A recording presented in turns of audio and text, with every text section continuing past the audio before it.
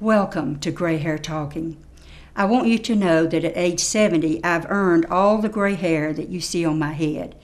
And I also want you to know I'm so glad that you stopped by my kitchen for just a few minutes so I can share with you some things I'm learning as my hair is turning.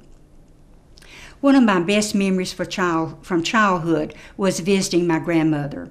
You probably have some of those same memories too. I could hardly wait to get to grandmother's house because I knew just about the time I hit the front door, I would smell that good food that she was cooking, and I would surely smell that coffee that was always perking on her stove. I loved visiting grandmother, but I always wondered, why was grandmother so poor? I thought she was poor because she had on worn-out clothes. Now, they were always as clean as they could be, but they were really old. I remember when we went to the bathroom to get our baths, the towels were so thin that sometimes we had to use 2 towels to get dried off. I remember grandmother tickling us and making us giggle, and we would just scrunch down in that bed that was always so sparkling clean and smelled so good. And I remember my little toes going down through the sheets, and I remember them getting snagged on the threadbare places in the sheets.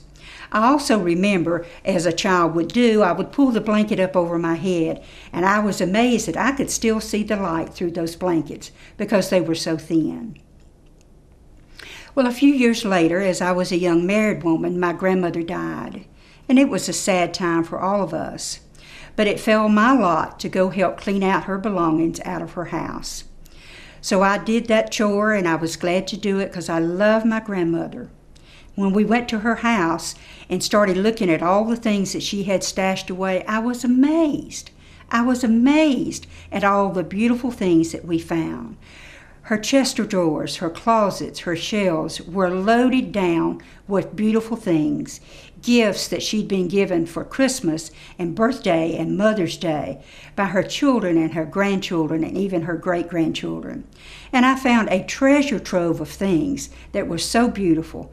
I found new pajamas and robes and house shoes, stacks of sheets, stacks of bed linens, pretty little frilly aprons that she never wore. I'm sure she was always saving them to use them sometime later. Well, as we divided up those things, I could hardly wait to take my share home and wash them. So very carefully I placed them in the washing machine and could not hardly wait for them to finish. The washer finished, and when I reached in and I took out those beautiful things, I did not take out things, but rather I took out pieces of things.